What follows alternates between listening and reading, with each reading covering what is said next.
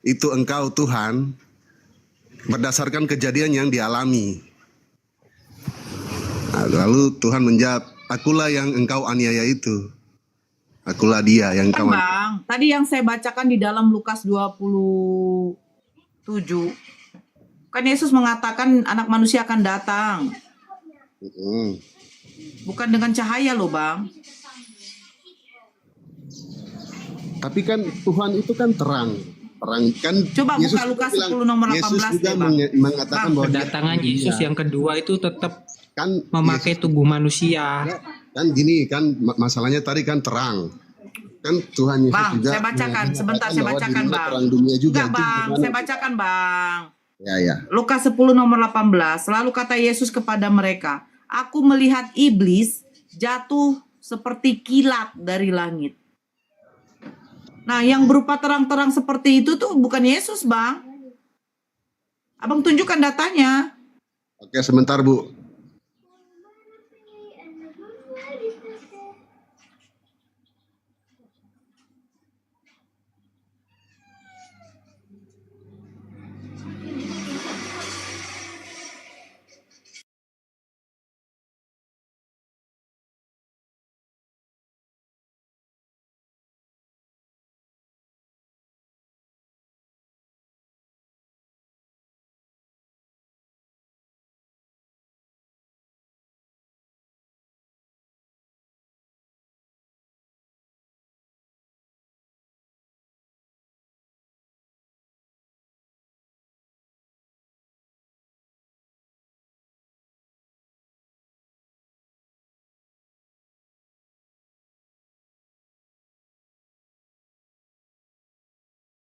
Kalau Yesus datang itu, Bang, saya bacakan ya.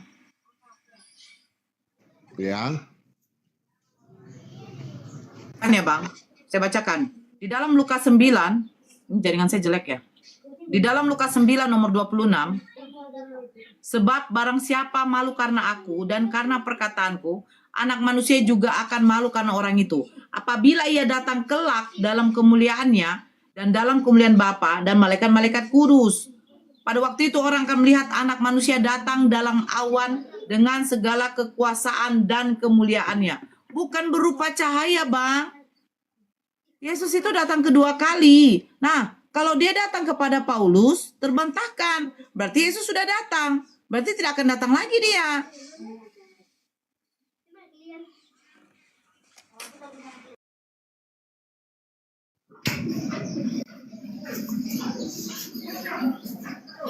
Mana Yesus datang itu dia akan berbentuk cahaya, Bang. Iblis pun juga berupa cahaya, Bang.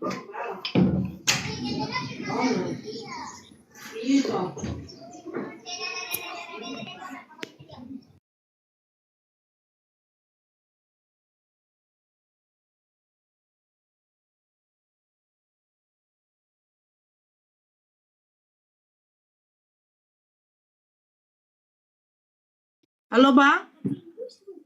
Waduh. Aku nggak konsen ya.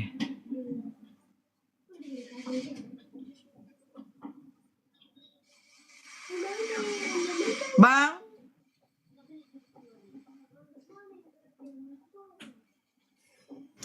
Iya. Ya, iblis pun berupa cahaya, Bang. Masalahnya Yesus datang tidak berupa cahaya, Bang.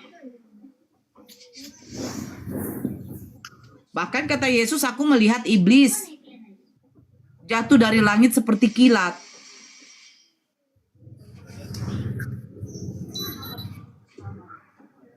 Jadi yang datang untuk Paulus iblis. Tuh, sekarang kita begini loh, Bang. Abang bisa nggak tunjukkan sama saya satu data saja Yesus datang berupa cahaya? Karena di nomor 3-nya tadi, katanya kan cahaya itu kan mengelilingi si kan siapa? Bukan membawa, kan dialah cahaya itu. Bang, nggak bisa abang berasumsi kayak gitu, Bang. Baca kata Yesus. Pada waktu itu, orang akan melihat anak manusia datang dalam awan dengan segala kekuasaan dan kemuliaannya. Sekarang konteksnya pada waktu apa dulu? Hati-hati Hati-hati puasanya Mas Bro, jaga hati, jangan emosi. Silakan Bang Zul. Memang kalau Susah anak kali. TK, kalau anak TK yang kita bimbing masih ini orang sudah kolokal bentar lagi mati tapi masih belum juga paham-paham. Jadi gini kawan, Yesus berkata waspadalah kepada penyesat yang datang kepadamu dengan memakai nama Yesus dan berkata akulah Kristus. Kan itu poinnya. Sedangkan Paulus awal cikal bakal kemudian dia menjadi nabi dari roh yang datang kepadanya itu diawali dengan pertanyaan siapakah engkau Tuhan. Jadi sebelum dia tahu dan dia jual kalau itu adalah Tuhan, dia sudah lebih awal mengatakan itu adalah Tuhan. Jadi memang ada kesengajaan, ada faktor di mana Paulus ini ya dari dalam dirinya itu sudah bukan lagi dirinya Paulus yang tadinya, bukan lagi Saulus dia. Gitu Bang. Siapa? Jadi kan Gitu. Abang bilang kan dia sudah tahu Tuhan sebelum Tuhan bilang akulah Tuhan yang kau aniaya, akulah Yesus yang kau aniaya itu. Kan sudah menyebut Tuhan dulu si Paulus kan?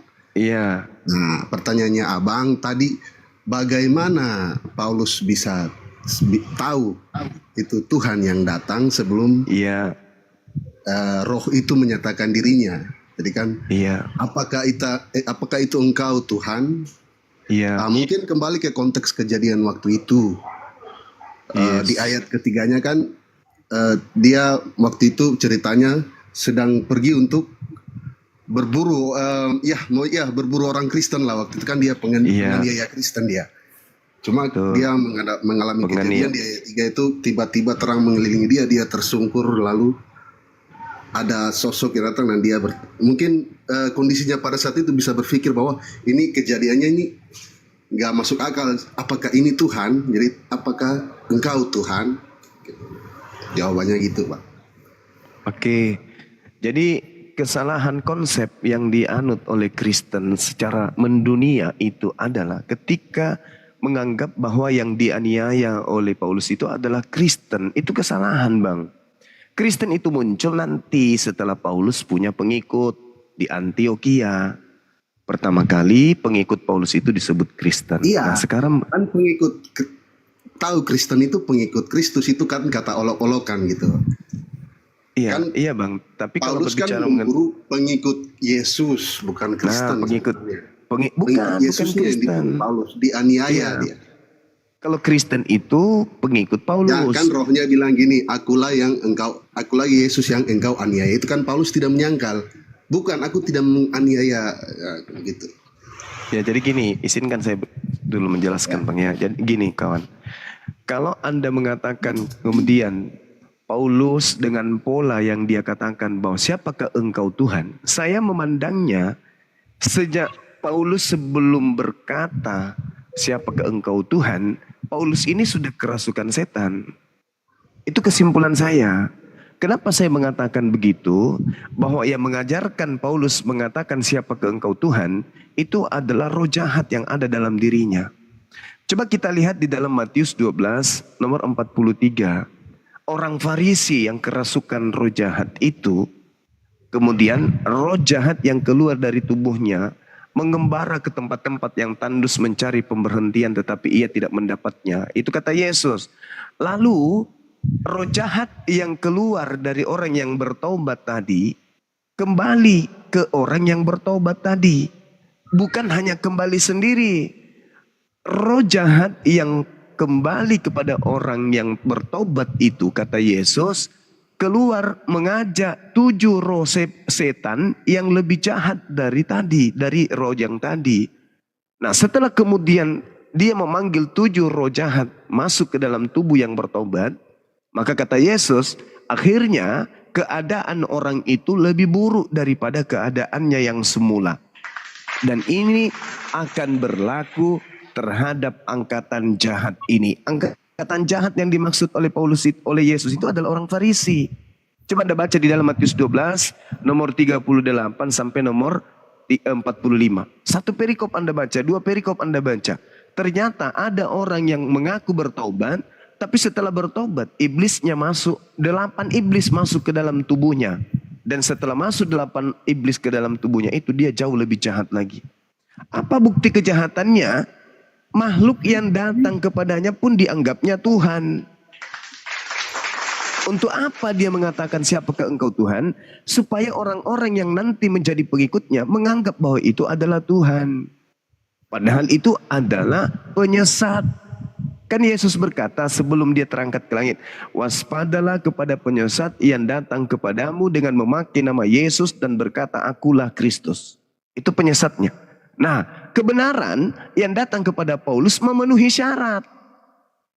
Yang datang kepada Paulus berupa roh, mengaku Yesus Kristus. Dan itu lagi-lagi bukan manusia. Sedangkan Yesus yang datang melakukan penginjilan ke tengah-tengah Bani Israel, 100% adalah manusia. Coba, yang datang kepada Paulus bukan manusia. Yang datang mengajarkan penginjilan di tengah-tengah Bani Israel lahir tanpa ayah adalah manusia. Dua oknum yang berbeda, Bang. Ya, Di mana Paulus mengakui bahwa yang datang kepadanya bukan manusia? kalau gitu kan ini Bang, kan Tuhan Yesus kan 100% manusia, 100% Tuhan gitu kan. Itu dia. Berarti Kristen menggabungkan antara Yesus yang 100% manusia yaitu anak Maria dengan Yesus Kristus yang bukan manusia yang datang kepada Paulus. Makanya dua konsep. Bagaimana mungkin kemudian Anda mengatakan bahwa Yesus itu 100% manusia, selainnya Yesus itu juga 100% Tuhan. Bagaimana ceritanya? Kecuali ada dua Yesus. Yang satunya Yesus 100% manusia, yang satunya Yesus 100% Tuhan. Ada dua Yesus. Soal Kalau Tuhan satu ini. Yesus tidak mungkin, Bang. Bagaimana tidak mungkin Bang? Bagaimana Kan Anda mengatakan? Allah mengambil rupa manusia. Nah, itu Berarti beda. Itu Allah bukan mengambil rupa Yesus. manusia. Itu Lalu bukan siapa? Yesus itu. Jadi siapa dia? Itu ayat itu iblis. jadi siapa? Itu Allah iblis, jadi Bang. iblis berarti. Bukan, iblis yang ngaku-ngaku menjadi Tuhan. Itu iblis.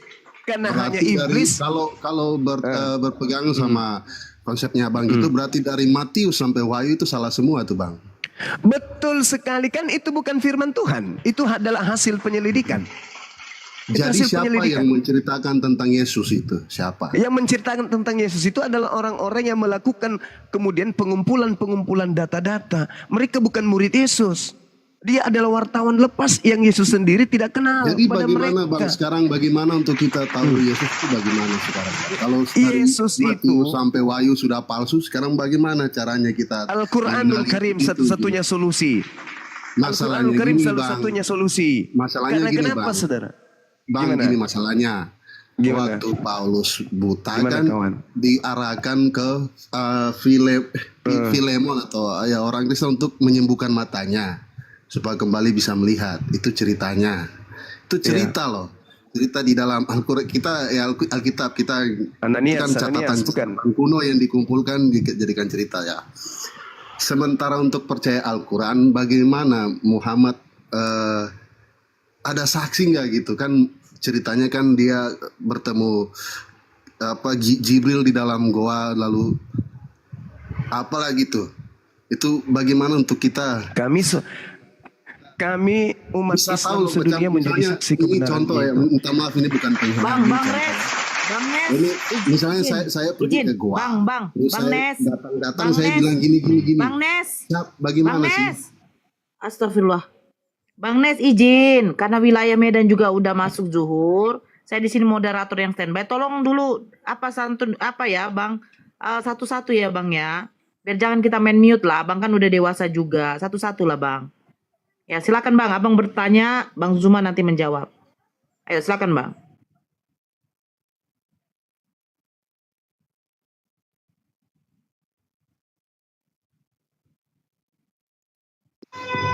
Oke, Ya, silakan.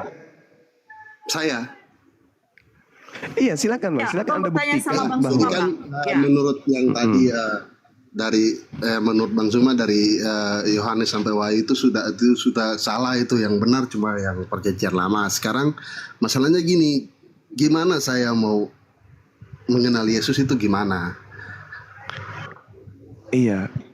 Bagaimana Anda mau mengenal Yesus? Yesus itu diutus hanya untuk Bani Israel. Anda bukan Bani Israel. Iya, itu di mana ayatnya?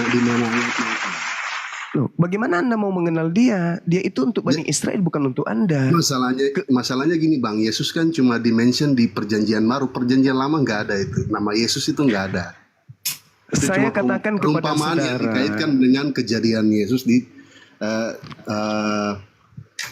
ada apa hubungannya Yesus dengan Anda? Nggak ada hubungannya Yesus dengan Anda.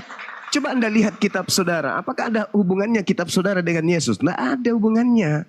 Yesus tidak mengenal kitab saudara. Dan Yesus tidak mengenal Kristen. Kecuali makhluk yang datang kepada Paulus, memang dia mencari pengikut. Pergilah ke seluruh dunia, jadikanlah seluruh bangsa menjadi pengikut. Itu bukan anak Maria. Kayak saya dengar dulu ya. Begitu Bang, nggak ada hubungannya antara Yesus dengan Anda, nggak ada. Kecuali makhluk yang datang kepada Paulus, yang mencari pengikut, yang menginginkan dirinya dituhankan, disembah, itu ada hubungannya dengan Anda. Tapi kalau Yesus anak Maria, itu tak ada hubungannya dengan Anda. Yesus anak Maria itu hanya untuk Bani Israel saja. Tidak ada hubungannya dengan Kristen. Aku diutus hanya kepada domba yang hilang dari umat Israel. Wa isqala Isa bin Maryam ya Bani Israel inni rasulullahi ilaikum. Nabi Isa dalam Al-Quran hanya untuk Bani Israel. Sementara wartawan yang menjelaskan kemudian tentang Yesus yang kitabnya bernama Matius, dituliskan di bab 15 nomor 24. Konon Yesus berkata, aku diutus hanya kepada domba yang hilang dari umat Israel. Berarti bukan diutus untuk Kristen. Adapun yang mengaku diutus untuk Kristen, itu adalah makhluk yang ngaku-ngaku Yesus, yang datang kepada Paulus, yang ingin dituhankan, yang ingin menyamai Tuhan pencipta langit dan bumi. Ingat kata Yesus di dalam Matius 24 nomor 4 nomor 5. Waspadalah kepada penyesat yang datang kepadamu dengan memakai nama Yesus dan berkata akulah Kristus. Gini bang, tadi kan abang sudah Tuhan sampai wahyu itu nggak ada, agak benar itu Paulus semua. Kenapa abang kembali lagi ke situ bang? Saudara, saya kan mengatakan itu catatan wartawan.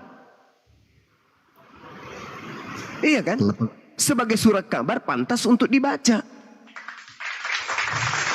Kan itu pewarta.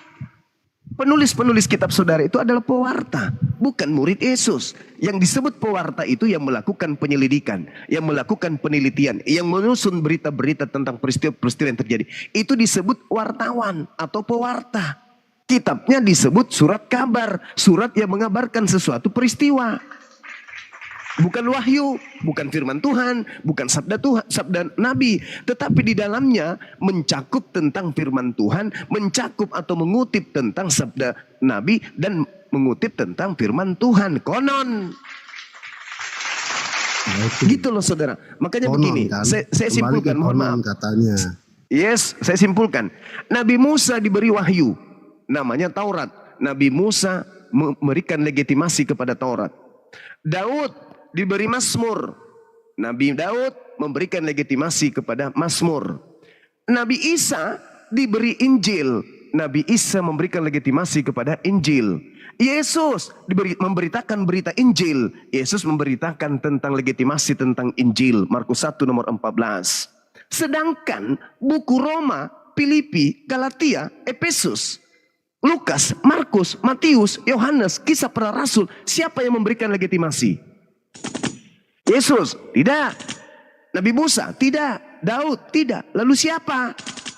Tidak ada. Berarti buku-buku itu hanya catatan-catatan pewarta yang menceritakan kisah-kisah tentang peristiwa-peristiwa yang terjadi. Bisa nggak digunakan? Boleh. Kenapa? Karena dia adalah surat dari pewarta. Berita-berita yang terjadi. Tentang valid atau sahnya berita itu kita buktikan. Sah apapun itu bukan firman Tuhan. Sesah apapun itu bukan sabda Yesus. Tapi cerita yang disusun terkait dengan firman Tuhan, terkait dengan sabda Yesus yang mencakup tentang peristiwa yang terjadi di antara Yesus dan muridnya. Penulisnya tidak diketahui oleh Yesus. Begitu kawan. Sebagaimana berita tentang terjadinya gempa di Jepang. Tidak diketahui kemudian penulisnya siapa, penulis pemberita itu. Tapi berita itu ada, betul, pernah terjadi. Tetapi cerita itu bukan firman Tuhan. Cerita itu bukan sabda Nabi. Tetapi peristiwa yang disusun kemudian. Begitu saudara. Oleh karena itulah kemudian ketika ada pemberitaan waspadalah kepada penyesat yang datang kepadamu dengan memakai nama Yesus dan berkata akulah Kristus. Itu pemberitaan orang yang menyusun cerita bahwa dulu Yesus pernah bersabda kepada muridnya. Muridnya dipesan agar waspada kepada penyesat. Kata siapa? Kata Yesus. Menurut siapa? Menurut pemberita ini. Pembawa berita ini siapa itu? Lukas. Nah sekarang tugas Anda untuk percaya tidak pemberitaan itu. Kalau Anda percaya, ya harus Anda percaya bahwa Yesus berpesan, waspadalah kepada penyesat yang ngaku-ngaku bernama Yesus dan bergelar Kristus. Berarti menurut Yesus, penyesat itu bernama Yesus Kristus. Yang Anda ikuti sekarang Yesus Kristus kan? Yang datang kepada Paulus kan? Ya iya itu. Nah itu bukan anak Maria kawan. Itu makhluk lain. Kalau anak Maria berbeda lagi. Bahkan di dalam catatan Matius dikatakan, waspadalah kepada penyesat yang datang kepadamu dengan memakai nama Yesus Kristus. Jadi ketika ada orang berkata ada Yesus di sini, ada Yesus di sana, jangan kau percaya. Sebab kedatanganku yang kedua datang sebagai anak manusia. Matius 24 nomor 27. Matius 24 nomor 30. Aku datang sebagai manusia. Yang datang kepada Paulus bukan manusia. Berarti dua oknum yang berbeda. Kristen mencoba menyatukan antara Yesus yang manusia dengan Yesus yang bukan manusia. Kalian satukan menjadi satu. Kalian padukan menjadi satu. Sehingga apa yang muncul dalam benak kalian mengakal-akali. Yesus itu 100% manusia. Yesus itu 100% Tuhan. Bagaimana mungkin sesuatu yang 100% masih ada campuran lainnya? Contoh, Anda memiliki cincin 100% emas. Apakah cincin 100% emas ini boleh juga dikatakan 100% karet? Hanya orang gila yang bisa mengatakan iya. Yesus itu 100% manusia. Berarti padanya tidak ada binatang. Padanya tidak ada malaikat. Padanya tidak ada Tuhan. Kenapa? Karena sudah embulat 100% manusia. Begitu juga ketika Anda mengatakan Yesus 100% Tuhan, berarti padanya sudah tak ada lagi manusia. Kenapa? Karena dia sudah 100% Tuhan. Inilah yang terjadi. Yang Anda anggap 100% Tuhan itu adalah yang datang kepada Paulus. Akulah Yesus yang kau aniaya. Itu kan yang Anda anggap Tuhan. Sedangkan yang datang kepada Bani Israel, ngaku Nabi di tengah-tengah Bani Israel, mengajarkan Injil, itu mengaku dengan mulutnya 100% manusia. Anda datang kemudian menggabungkan 200% menjadi satu. 100% manusia ditambah 100% Tuhan. Kalau digabungkan menjadi 200%. Ini hitungan apa ini? Karena Kristen ini mencoba menggabungkan antara dua Yesus. Satu nama tapi dua pribadi. Yesusnya anak Maria dan Yesusnya yang bukan anak Maria digabung menjadi satu. Inilah yang kau tuhankan. Makanya nanti kelak ketika di padang mahsyar, ketika orang dibangkitkan dari kehidupan, dari kematian, di Matius 7 nomor 22 nomor 23, kalian datang tuh kepada Yesus. Karena Yesus yang penyesat ini sudah di neraka dia lebih dulu. Kalian datang, tinggal satu Yesus, yaitu anak Maria. Kalian datang. Bukankah kami ketika kami hidup di dunia memanggil kamu Tuhan? Bermukjizat pakai namamu juga. Mengusir setan pakai namamu juga. Bernubuat juga pakai namamu. Yesus kaget. Apa? Memanggil aku Tuhan, bermujizat pakai namaku, mengusir setan pakai namaku. Siapa kalian ini? Penyalah daripadaku. Aku tidak mengenal kalian. Kalian semua adalah pembuat kejahatan. Itu siapa tuh? Itu Yesus, anak Maria yang 100% manusia. Yang Anda sangka, yang Anda sembah adalah dia, padahal bukan. Kalian hari ini menyembah Yesus, Yesus, Yesus, Yesus, Yesus. Tapi Yesusnya anteng di langit. Tidak ada pernah mengajarkan dirinya untuk dituhankan. Makanya ketika kalian nanti bertemu dengan Yesus yang asli, kalian diusir. Matius 7:22 sampai nomor 23. Diusir kalian, ditunjang kalian, dilempar ke neraka. Kenapa? Karena kalian tidak melakukan kehendak Bapaknya Yesus. Kehendak Bapaknya Yesus adalah Yohanes 3 nomor 16. Agar anaknya ini dipercayai. Dipercaya sebagai apa? Sebagai rasul. Untuk siapa? Untuk Bani Israel. Itu. makanya kalian mati dalam dosa karena kalian tidak percaya kepada anak Maria. Kalian percaya kepada Yesus yang datang kepada Paulus. Itu Yesus yang berbeda, kawan. Oke Bang, ini kenal Yesus Bang Zuma, mohon maaf tanya. Yesus, saya melalui Al-Quran saya kenal beliau. Beliau adalah Nabi yang suci, terkemuka di dunia dan di akhirat. Beliau tidak tersentuh sedikit pun oleh upaya-upaya iblis. Beliau sedikit pun tidak tersentuh oleh penganiayaan Yahudi dan Romawi. Beliau terangkat diselamatkan oleh Allah naik ke langit. Dan saya pun mengenal Yesus. Saya mengenal Nabi Isa. Yesus itu di dalam Bible anak yang suci, hamba yang suci. Dia mengatakan aku datang. Siap Bang. Ini kenapa dia mau dianiaya gitu Bang? Kalau menurut yang ajaran dianiaya Islam, itu bukan Yesus, ya, Paman. bukan yang dianiaya. Kenapa alasannya apa sampai mereka mau menganiaya? Alasannya karena Maksudnya mereka buat takut. apa sih sampai mereka mau aniaya dia gitu loh? Mereka takut bangsanya dirampas oleh Romawi. Makanya mereka harus bukan hanya menganiaya, tapi harus membunuh Yesus. Karena kalau tidak membunuh Yesus, maka bangsa Roma akan datang merampas tempat suci mereka dan merampas kemudian negara mereka, bangsa mereka. Jadi mereka sepakat membunuh Yesus bukan karena penebusan dosa, bukan karena Tuhan datang inkarnasi jadi domba, bukan. Tetapi mereka ingin membunuh Yesus karena mereka takut bangsanya dirampas oleh penjajah Romawi. Baca Yohanes 11 nomor 45 sampai nomor 57. Anda lengkap di situ. Tujuan awal kenapa orang Yahudi ingin membunuh Yesus? Alasannya karena unsur politik dan ekonomi. Bukan karena faktor dosa waris, bukan karena Trinitas, Tritunggal, Trikwek-kwek, Trimurti dan seterusnya. Bukan karena itu. Semata-mata karena faktor ekonomi dan politik saja. Kristen nanti muncul. Mengusung kemudian pengajaran dari Yesus Kristus yang berupa roh. Itu sudah berbeda.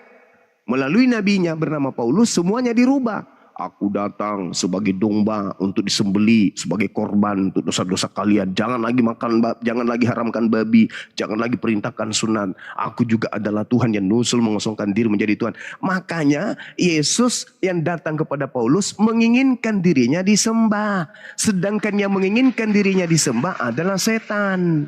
Anda baca Lukas 4 nomor 6, nomor 7. Iblis mau agar dia dituhankan. Kenapa iblis datang kepada Paulus? Karena Paulus banyak pengaruh. Kenapa iblisnya datang kepada Yesus? Supaya Yesus menjadi teladan untuk menyembah dirinya. Karena Yesus punya banyak pengaruh. Yesus punya banyak pengikut. Maka iblis mau menjadikan Yesus itu sebagai nabinya. Wahai Yesus, sembah aku. Kalau kau sembah aku, maka pengikutmu yang percaya kepadamu juga akan menyembah aku. Tapi gagal. Maka dia datang kepada Paulus. Melalui Pauluslah kemudian berhasil iblis itu untuk mengajak seluruh bangsa untuk menjadi penyembah Yesus Kristus yang datang kepada Paulus sang penyesat itu. Itu bukti Bang. Itu bukti. Ketika iblis datang kepada ketika iblis datang kepada Yesus, iblisnya gagal. Anda baca Lukas 4 nomor 13. Iblisnya mundur dari Yesus. Lalu menunggu waktu yang tepat. Pada waktu mana waktu tepat itu? Pada saat kemudian ada orang disangka Yesus digantung di salib. Itu mereka sangka Yesus. Supaya apa? Supaya mereka bisa terpengaruh dengan Yesus tersebut. Maka apa yang terjadi? Keluarlah dia dari kubur. Ketika dia keluar dari kubur, apa yang dikatakan? Kepadaku telah diberi kuasa baik di langit maupun di bumi. Pergilah, jadikanlah seluruh bangsa menjadi pengikutku, menjadi muridku, menjadi penyembahku. Apakah itu Yesus? Bukan. Bukan Yesus itu. Bang, masalahnya di situ. Soalnya kita kan yakini bahwa Yesus yang disalib, yang mati disalib. Abang bilang tidak mungkin. Bukan, digantikan. Masalahnya bukan Yesus abang yang disalib. Katanya digantikan dari mana gitu Bang? Dalam kitabnya orang Yahudi berdasarkan ucapan Yesus. Coba Anda buka Lukas 24. Menurut catatan Lukas nih. Lukas 24 nomor 44. Coba Anda baca. Harus tergenapi apa yang tertulis tentang aku di kitab Mazmur. Di kitab Amsal. Oke? Jelas itu. Di kitab nabi-nabi terdahulu harus tergenapi. Kitab-kitab terdahulu menjelaskan tentang dia. Begitu juga Taurat. Makanya dikatakan anak manusia memang harus pergi sesuai dengan yang tertulis tentang dia. Yang ada tertulis tentang dia. Berarti ketika Amsal dikatakan, di Amsal 21 nomor 18, bahwasanya Tuhan menjadikan kemudian orang yang baik, orang yang fasik menjadi tebusan bagi orang yang benar. Dan pengkhianat sebagai ganti orang yang jujur. Ayo. Ini nubuat dan Yesus sendiri yang mengatakan bahwa harus terjadi apa yang tertulis tentang aku di dalam kitab Amsal. Yesus katakan itu di mana?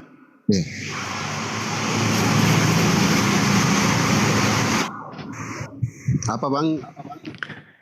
Di dalam kitab Amsal sesuai petunjuk Yesus di dalam Lukas 24 nomor 44.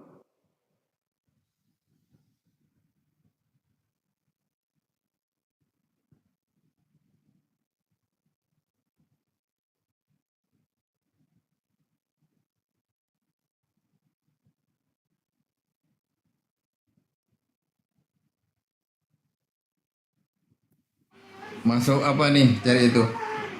Eksis ini apa? Muslim atau Kristen eksis ini? Eksis Syedra. Exo Sailendra, Pak. Hah? Mualaf baru kemarin.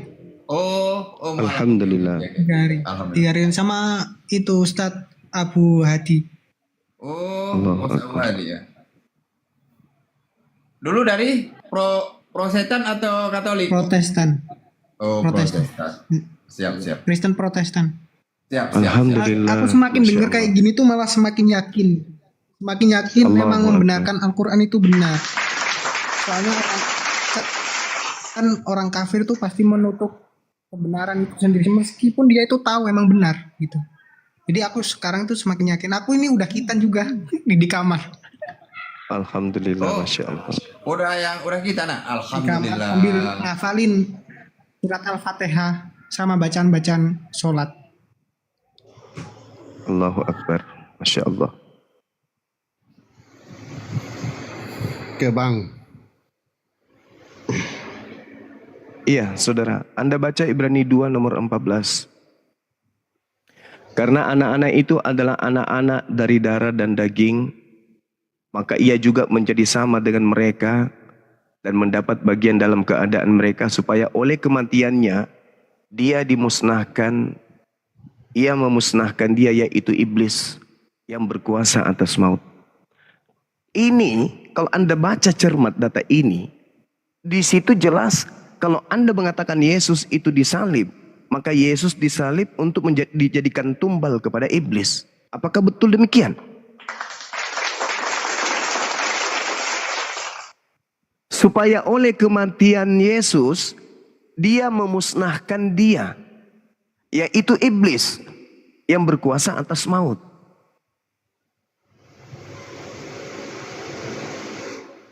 Bagaimana ceritanya tuh? Kenapa kemudian Yesusnya diserahkan kepada iblis yang berkuasa kepada maut? Itu yang pertama. Yang kedua, Yesus sendiri mengatakan dirinya di dalam Yohanes 14 nomor 30, iblis itu tidak berkuasa atas dirinya. Kalau begitu, iblis tidak berkuasa atas dirinya, berarti iblis tidak berhasil kemudian memperdaya Yesus melalui Yudas. Kan iblis merasuki Yudas tujuannya agar Yesus disalib. Berhasil nggak iblis? Tidak. Tidak berhasil. Gagal iblis itu. Karena iblis tidak berkuasa. Coba Anda lihat di dalam Yohanes 12 nomor 31. Iblis tidak berkuasa terhadap Yesus. Artinya bahwasanya yang disalib itu bukan dia. Bukan dia yang disalib. Makanya Yesus mengatakan dalam Matius 12, angkatan jahat ini minta satu tanda dan tidak ada diberikan satu tanda apapun kepada orang angkatan jahat ini melainkan bangkit pada hari ketiga. Karena itu adalah tanda Yunus. Tanda Yunus 3 hari 3 malam dalam perut ikan anak manusia 3 hari 3 malam dalam perut bumi. Berarti hari ketiganya keluar. Itu tanda untuk siapa? Tanda untuk angkatan jahat. Makanya yang percaya kebangkitan itu hanya pengikut Paulus. Pengikut Yesus tidak percaya. Di mana datanya pengikut Yesus tidak percaya kebangkitan pada hari ketiga? Baca Kisah Para Rasul 24 nomor 9 sampai nomor 12. Di situ tertulis murid-murid Yesus tidak percaya akan kebangkitan. Dan mereka menganggap bahwa itu adalah omong kosong belaka. Berapa Bang? Lukas 24 nomor 9 sampai nomor 12.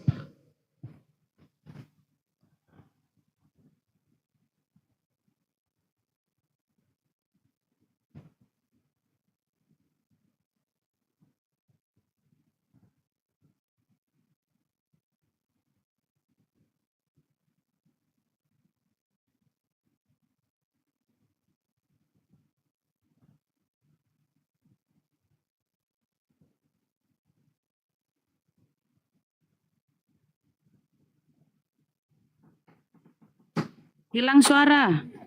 Lagi dibaca dulu, Bun. Oh iya. Lagi dibaca Bunda Rama, standby. Untuk saudaraku di bawah lagi Gurunda diam, tolong di tap-tap layar ya, disampaikan 1M ya, di tap-tap layar ya, di tap-tap layar yang kencang, di follow akun di atas ya, jangan lupa masuk Deril Parusiani Parpanpap, Baluap TV dan akun YouTube secara langsung juga di Zulkifli M Abbas ya. Kalau ada salah sedikit saya minta maaf Bang Juma, sebutkan salah. Dan ada di secara langsung di Ustadz Sugi dan Uti Natali dan beberapa akun YouTube ya, saudara kita ya. Tolong di subscribe ya. Oke lanjut. Ya. Nesta. Apakah murid-murid Yesus percaya akan kebangkitan di situ? Mereka kan itu ceritanya kan Maria yang Maria murid Yesus ya, bukan ibu Yesus, yang ke kubur. Ya, tapi mendapati kuburnya terbuka dan kosong. Itu Bang. Nah, artinya Maria datang melapor kan? Murid-murid Yesus, ya paman, guru kalian hilang di kubur, nggak ada. Nah, muridnya percaya nggak?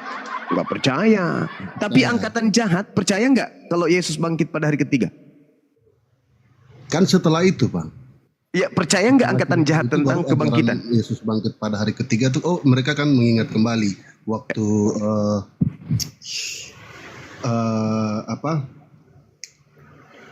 lupa lagi. Perjamuan bersama Tuhan kan, anak manusia akan diserahkan dan akan mati dan akan bangkit pada hari ketiga. Kan sebelumnya kan sudah dikatakan sebelum peristiwa penyaliban itu Bang. Itu tanda untuk angkatan jahat bukan? Dan murid-muridnya tidak mengingat itu kan? Malah kemudian murid tidak percaya. Iya kan? Simbol kebangkitan hari ketiga itu adalah tanda untuk angkatan jahat. Siapa yang kemudian menjadikan simbol itu berarti dia adalah angkatan jahat. Paulus ketika didatangi sosok makhluk yang mengaku Yesus Kristus, itulah yang digaungkan. Itulah yang digaungkan. Bangkit pada hari ketiga. Sehingga pengikut-pengikutnya kemudian menganggap itu adalah Tuhan yang keluar dari kubur. Jadi gini Bang, kan ceritanya kan sudah bangkit, terus kan ada selanjutnya kan perikop selanjutnya kan penampakan diri. Nah, iya, memang betul. Di situ, Bang. Paulus memang lagi. Betul. Coba Anda lihat di dalam Markus 16 nomor 12. Markus itu Paulus apa catatan-catatannya atau buah-buah bibirnya orang pada masa itu Bang. Saudara, kata Yesus dalam Matius 4 nomor 5, waspadalah kepada penyesat sebab banyak orang akan datang dengan memakai namaku dan berkata akulah Kristus. Banyak orang tuh, bukan cuma satu. Ayat yang tadi kan menjelaskan bahwa Tuhan Yesus bangkit, setelah itu kan menampakkan diri. Ya, kan itu bukan Yesus lagi. Jadi percaya. Itu bukan Yesus lagi Bang. Saya kasih bukti. Yohanes 13 nomor 36. Simon Petrus berkata kepada Yesus. Apa kata Simon Petrus? Apa kata Yesus? Kemudian Jadi berkata kepada. diserupakan langsung hilang gitu ceritanya. Belum diserupakan, Yesus sudah tak ada. Kan gini, katanya kan mau dibunuh. Ya, tapi diserupakan, akhirnya diganti orangnya. Mari kita buktikan Bang. Saya kasih data Bang. Saya kasih data. Ini saya nggak mau yang ke situ dulu. Kan gini, ini kita bicara logika kan, diserupakan. Kan itu kan konteksnya mau dibunuh, tapi diganti sama orang lain ya, gitu. Yes, betul. Ya, setelah diserupakan Yesusnya kemana? Kok nggak balik ke murid-muridnya? Kasih tahu lu, aku sudah diserupakan, aku ada ini. Oh gitu. tidak, dia sudah terangkat ke langit dia. Makanya Janjian Yesus dia berpesan terangkat. Bang. Makanya Yesus berpesan, setelah aku akan datang penyesat mengaku Yesus, jangan kau percaya. Makanya murid-muridnya tidak percaya. Yang percaya itu kalian. Dan kalian bukan murid Yesus. Coba Anda lihat pesan Yesus kepada Petrus. Di Yohanes 13 nomor 36. Simon Petrus berkata kepada Yesus, Tuhan, Tuhan, kemanakah engkau pergi? Nah itu. Lalu jawab Yesus kepada Petrus, ke tempat aku pergi engkau tidak dapat mengikuti aku sekarang. Nah, kalau tempat Yesus pergi itu adalah di Golgota, berarti murid-muridnya bisa ikut ke Golgota. Kalau tempat yang Yesus pergi itu adalah kubur, murid-muridnya bisa pergi ke kubur. Tapi kalau yang dimaksud Yesus ini terangkat ke langit, baru betul murid-muridnya tidak akan pernah bisa ikut sampai ke langit. Kemana engkau pergi wahai Tuhan? Jawab Yesus, ke tempat aku pergi, engkau tidak akan dapat mengikuti aku. Tetapi kelak engkau akan mengikuti aku. Nanti ke surga. Nanti ketika Yesus itu pergi ke langit, murid-murid tidak bisa ikut. Berarti yang pergi ke Golgota, Jadi, berarti pergi Bang, ke jadi yang kubur tahu, itu bukan Yesus. yang saksi Yesus terhadap orang itu siapa, Bang? Tidak ada saksi melihat Yesus ke langit. Bagaimana sampai kita tahu bahwa dia terangkat gitu loh, Bang? Itu kan Yesus sendiri yang mengatakan. Dan Al-Quran juga mengatakan. Bal rafa'ahu minhu. Bahwa Nabi Isa alaihissalam itu kata Allah, aku angkat ke Kan sisiku. dikatakan tempat di mana aku pergi, kamu tidak dapat ke situ. Ya memang, berarti kemana itu? Ya, tapi kan gak dijelaskan terangkat. Ya, terus kemana itu Bang? Sedangkan di Alkitab sendiri, murid-murid jadi saksi melihat Yesus terangkat langsung gitu. Sekarang permasalahannya, kemana Yesus ketika dikatakan ke tempat Jadi aku pergi? masalahnya gini Bang, yang menarasikan terangkat itu kan Bible dulu loh Bang.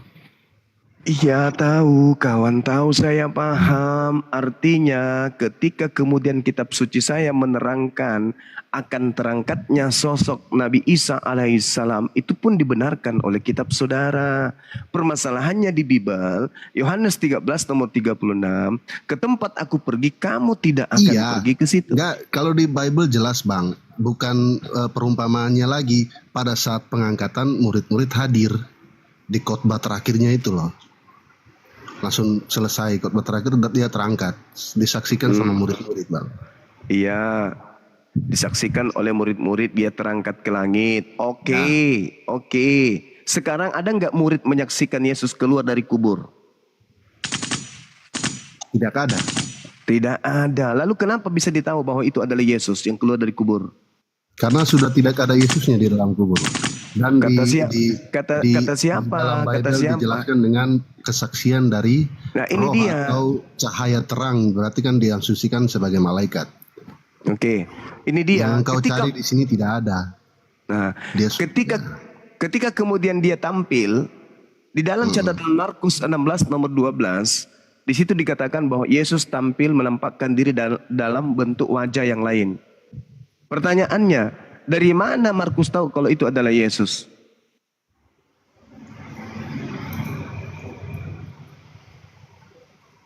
dalam bentuk wajah yang lain. Iya, dari mana Markus tahu kalau itu adalah Yesus? Di mana ayatnya Bang? Coba saya Markus mau lihat. 16, Markus 16 nomor 12. Mudah-mudahan saya tidak keliru. Silakan Anda buka.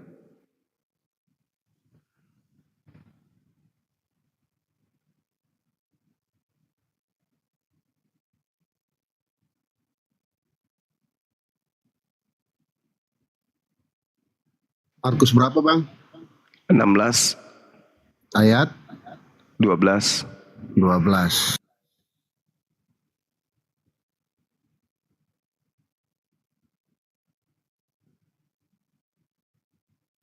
Mana yang tidak mengenal Yesus itu, Bang? Kan Ya, itu katanya tadi. wajahnya sudah lain. Nah itu Markus 16. Ayat 12 kan? 12. Iya. Salah ya? Teman-teman tidak percaya. Itu Sesudah itu Yesus menampakkan diri dalam rupa yang lain. Dari mana Markus Mana? tahu kalau Markus tahu kalau itu Gini adalah Bang, gak ada narasi Yesus menampakkan diri dengan wajah atau muka yang lain, Bang. sesudah itu dia menampakkan diri dalam rupa yang lain. Yang Pertanyaan saya, Astagfirullahaladzim, ya Allah ya Karim. Pertanyaan saya Bang, dari mana Markus tahu kalau itu Yesus?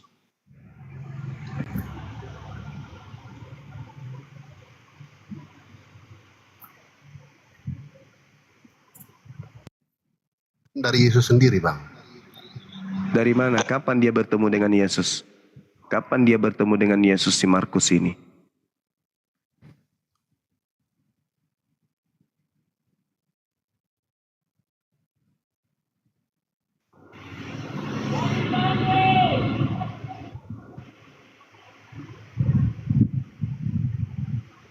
Jadi Markus gak pernah ketemu Yesus, Bang. Di mana? Di mana dia pernah bertemu? Sedangkan yang ada kemudian di dalam surat Paulus, dia mengajak Lukas supaya Lukas mengajak Markus, karena Markus ini berguna bagi penginjilan Paulus. 2 Timotius 4 nomor 11. Lukas, ya paman, pergilah, ajaklah Markus datang kepadaku, karena Markus itu penting dalam pelayananku. Pertanyaan saya, dari mana asisten Paulus bernama Markus ini tahu kalau yang nampak itu adalah Yesus dalam rupa yang lain? Oh, jadi asisten Markus ini yang nulis kitab Markus itu, Bang. Asisten Paulus itulah Markus. Asisten Paulus yang namanya Markus ini yang tulis kitab Markus itu, Bang. Oh iya jelas dong, siapa lagi? Berarti yang soal kisah terangkatnya juga harusnya nggak benar itu, Bang. Wallahu alam. Itu kan saya katakan di awal tadi, itu adalah pewarta. Mereka ini wartawan. Wartawan yang saling menyadur, saling menjipla satu sama yang lain, melakukan penyelidikan. Ingat kata Lukas dalam Lukas 1, saudara. Apa kata Lukas? Banyak orang yang menyusun. Berarti banyak penulis-penulis, berarti banyak wartawan-wartawan. Makanya ada yang disebut kitab kanon. Pada saat konsili kemudian ada beberapa kitab yang dikanon dan ada beberapa kitab yang dianggap apokrifa, kitab yang disembunyikan seperti Simon, Filipus, Injil Simon, Injil Andreas, Injil Maria. Kenapa ditolak itu semua? Kenapa? Apa alasannya ditolak? Karena tidak sesuai dengan ajaran nenek moyang Romawi dan Yunani. Apa itu? Dewa nuzul menjadi manusia. Tidak sesuai, makanya ditolak, disembunyikan Injil-Injil yang lain itu. Makanya disebut Injil apokrifa, Injil yang disembunyikan. Makanya Paulus mengatakan, aku heran begitu cepat kalian berpaling kepada Injil-Injil lain selain daripada Injil yang aku beritakan. Artinya memang banyak buku Injil, banyak penulis, tapi ditolak. Kenapa ditolak? Sedangkan Filipus juga mengajarkan Injil Yesus. Di dalam Kisah Para Rasul 8, Filipus dikatakan bahwa Filipus mengajarkan Injil Yesus. Nah, mana Injil Filipus yang mengajarkan Injil Yesus itu? Ditolak, bukan? Ditolak. Padahal yang dipanggil untuk mengajarkan Injil itu Filipus, bukan Markus, bukan Lukas, bukan Paulus. Yang dipanggil memberitakan Injil oleh Yesus adalah Filipus. Baca di dalam kitab Yohanes 1 bahwa yang dipanggil kemudian ke Galilea itu adalah Filipus. Kita baca di dalam Yohanes 1, coba Anda lihat, dikatakan kemudian Filipus ikutlah denganku. Di mana itu? Di Yohanes 1 nomor 43. Pada keesokan harinya Yesus memutuskan untuk berangkat ke Galilea. Dan dia bertemu dengan Filipus dan berkata kepada Filipus, Filipus, ya paman, ikutlah aku. Berarti yang dipanggil untuk mengajarkan Injil siapa? Filipus. Ada nggak Yesus memanggil Lukas? Tak ada. Panggil Markus? Nggak ada. Paulus? Ada? Nggak ada. Mana Injilnya Filipus? Ditolak oleh gereja. Kenapa? Karena di situ Filipus menceritakan ajaran Yesus yang sesungguhnya. Makanya Injil Filipus itu ditolak. Karena di situ Filipus membicarakan yang sesungguh-sungguhnya. Karena dia adalah murid asli. Lukas bukan, Markus bukan, Paulus bukan. Tetapi kenapa Kristen menjadikan mereka ini sebagai rasul? Bukan Filipus. Padahal yang dipanggil oleh Yesus adalah Filipus. Baca Yohanes 1 nomor 43. Filipus ikut denganku. Nah, di dalam kisah para rasul kemudian, Rasul 8, Filipus memberitakan Injil Yesus. Bukan membejit. Tapi Gimana? kan ini semua muridnya kan diajak, ikutlah aku kan. Filipus yang Bukan dipanggil. Filipus saja. Filipus yang dipanggil Ya, di sini. Iya, narasinya gimana itu Bang? Itu dikatakan di dalam kitab saudara. Yohanes 1 Iya. nomor 43 Anda baca. Pada keesokan harinya Yesus memutuskan untuk berangkat ke Galilea. Dan ia bertemu dengan Filipus dan berkata kepada Filipus, Filipus, ya paman, ikutlah aku. Nah, siapa yang dipanggil? Filipus. Ada dipanggil kemudian Lukas, Markus, ada. Sudah dipanggil, sudah duluan Bang. Di mana tertulis itu? Di mana? Di mana tertulis? Kadang lucu juga nih kawan kita Kristen. Iya, saya selalu sabar menanti sampai kemudian buka puasa. Silakan.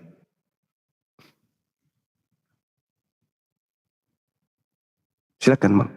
Ingat ya, di dalam kisah para rasul catatan Lukas, kisah para rasul 8 nomor 35. Maka mulailah Filipus berbicara dan bertolak dari nas itu.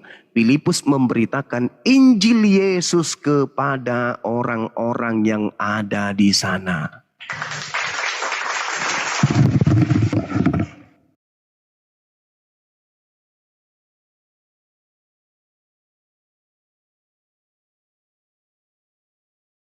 Assalamualaikum warahmatullahi wabarakatuh, Bunda Mila. Assalamualaikum warahmatullahi wabarakatuh. Gurunda, Bang Warahmatullahi Faruk, wabarakatuh. Bunda Nora, Bang Naga, Bang Dewa.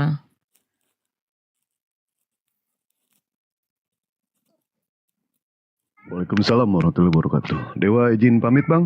Dewa nggak dikasih bicara dari tadi. Aduh, nggak makan rohani. Mungkin Pak Ustadz Dio di bawah mau naik. Dewa izin turun. Terima kasih kepada semuanya ya. Izin pamit. Assalamualaikum warahmatullahi wabarakatuh. Waalaikumsalam warahmatullahi wabarakatuh.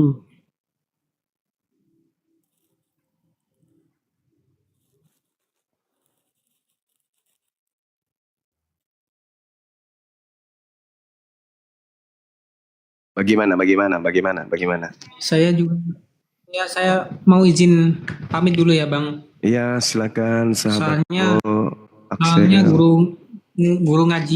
guru ngajinya sudah datang. Soalnya kalau nanti sore itu ada acara di masjid kan dia. Iya, Jadi Masya Allah. ngajar ngajinya. Nah, ini yang betul. Oke, assalamualaikum warahmatullahi wabarakatuh. Waalaikumsalam warahmatullahi wabarakatuh. Masya Allah. Filipus, ikutlah denganku. Setelah Filipus ikut denganku, di dalam kisah para rasul, nomor 8, bab 8, nomor 35. Maka mulailah Filipus berbicara dan bertolak dari nas itu. Dia Filipus memberitakan Injil Yesus. Jadi yang diberitakan bukan Injil Lukas, bukan Injil Markus, bukan Injil Yohanes, tapi Injil Yesus. Nah, mending pergi daripada jadi babak belur. Terlanjur menipu jadi. Bunda Mila, Assalamualaikum. Dinda Dio, Assalamualaikum. Bunda Rahma, Waalaikumsalam. Assalamualaikum. Waalaikumsalam Bunda warahmatullahi lucu sih wabarakatuh, hari ini. Bunda. Bahagia sekali Gimana kayaknya. Bun? Kok lucu hari Siapa, ini, Bunda? bahagia sekali kayaknya. Ya Bang Zuma lah. Enggak Bun. Apa- Karena sudah. apa Saya juga ini was-was kita- Bun. Ah, kenapa? Was-was sekali saya Bun. Saya kan ini kita tahu lah kalau orang mau lebaran butuh biaya. Sedangkan saya sudah terlanjur memberikan sayembara 15 Iya. juta. Jadi Saya nggak tuh? was-was mana tahu ada yang sanggup menjawab. Bahaya Saya ini. nggak yakin. Kalau saya selama banyak cacing pita nggak bakalan jadi itu. Saya senang karena ini udah hari Selasa belum ada yang sanggup. Kayak Sampai gitu. hari apa tuh Jadi jadinya? sampai malam takbir, Bun. Oh, lama masih ya. Mereka belajar dulu berarti. Tapi Iya, iya, izin iya, boleh nggak Bang Zuma? Minta Silakan, tolong Bunda, hubungin silakan. Ustadz Wafi ya. Ya. Ya minta tolong aja. Pokoknya ada lah gitu. Saya sampaikan bahwa Bunda Mila ada mencari Oh, antum bukan. gitu. Bukan, justru saya minta tolong Bang Zuma yang hubungin Ustadz Wafi. Nanti Ustadz Wafi yang bercerita nanti ada apanya. Oh gitu. Ah. Iya baik. Terima Baiklah. kasih. Makasih, Bun. Sama-sama. Saya lihat piti-piti Bunda semalam itu Masya Allah luar biasa. Enggak, saya kalau Bang Zuma bersedia bikinin PT juga tambah keren lagi saya. Tapi kan enggak. Keren gitu. Yang bikin kan Abang Kiang Santang sama Ustadz Oh. Arif. Ya nantilah aku buat juga, tinggal aku ambil fotonya berarti dengan pitinya. Bunda ya? Video iya bener. Iya. Sayang video, kan biar betul. maksudnya tuh jadi orang lihat kan wah orang Islam kompak dengan kegiatan-kegiatannya kan gitu. Kan Iya, yang iya. ngikutin Masya saya kan Allah. orang luar juga. Kanda aku izin menyampaikan amanah yang kemarin Kanda. Iya silakan. Iya Oke, silakan. Bismillahirrahmanirrahim. Assalamualaikum warahmatullahi wabarakatuh. Buat teman-teman sekalian, ini khusus buat teman-teman muslim ya. Kawan-kawan Oten di bawah tutup telinga dulu. Ntar kalian kepanasan nanti ya. Mohon maaf buat teman-teman Oten. Buat kawan-kawan muslim sesuai dengan firman Allah Subhanahu wa taala dalam surah Al-Maidah ayat yang kedua, wa ta'awanu 'alal birri wat taqwa wa la ta'awanu 'alal itsmi wal 'udwan wattaqullaha innallaha syadidul iqab. Tolong menolonglah kalian di atas kebaikan dan ketakwaan dan jangan kalian tolong menolong di atas dosa dan permusuhan. Dan takutlah kamu kepada Allah Subhanahu wa taala. Sungguhnya Allah Subhanahu wa taala itu sangat keras siksaannya. Di sini kami ingin menyampaikan kepada teman-teman sekalian ajakan dan himbauan kembali untuk mari kita bersama-sama bergabung ta'awun, tolong menolong di atas kebaikan dan ketakwaan untuk bersama-sama seperti yang kita sampaikan kemarin, bagi kawan-kawan yang memiliki kelebihan rezeki yang Allah berikan kepadanya, boleh teman-teman berpartisipasi bersama kita semua di Apologet Islam Indonesia dalam program. Ada banyak program, di antara program yang kita jalankan adalah pelaporan terhadap para penghujat agama Islam, dan ini tentu erat kaitannya dengan dakwah atau gerakan kita semua di sini sebagai umat Islam dalam rangka untuk menghambat atau meminimalisir atau membumi hanguskan segala bentuk ajakan-ajakan kekufuran, ajakan-ajakan yang mengajak umat Islam untuk kembali. Ini terkait dengan dakwah. Allah Subhanahu wa taala berfirman, "Wa man ahsanu qawlan mimman da'a ila Allah wa 'amila salihan wa qala innani minal muslimin." Dan siapakah yang lebih baik ucapannya dibandingkan orang-orang yang mengajak kepada Allah dan mereka mengamalkan amalan saleh dan dia berkata, sesungguhnya aku termasuk orang yang berserah diri. Dan harus ada di kalangan umat ini yang mengajak manusia untuk beramar ma'ruf nahi mungkar dan beriman kepada Allah. Kuntum khaira ummatin ukhrijat linnas ta'muruna bil ma'rufi wa tanhauna 'anil munkari wa tu'minuna billah. Kalian adalah sebaik-baik umat. Baik-baik umat yang dikeluarkan untuk seluruh manusia. Tugasnya apa? Ta'muruna bil ma'ruf, kalian memerintahkan kepada perkara yang ma'ruf dan kalian mencegah dari kemungkaran dan kalian beriman kepada Allah Subhanahu wa taala. Sebaik-baik dan sebesar-besarnya perkara yang ma'ruf adalah tauhid, mengajak manusia untuk mentauhidkan, mengesahkan Allah, menyembah hanya kepada Allah, Tuhan pencipta alam semesta. Dan seburuk-buruknya kemungkaran adalah kemungkaran kesyirikan, yaitu penyembahan kepada selain Allah Subhanahu wa taala, termasuk penyembahan kepada Yesus.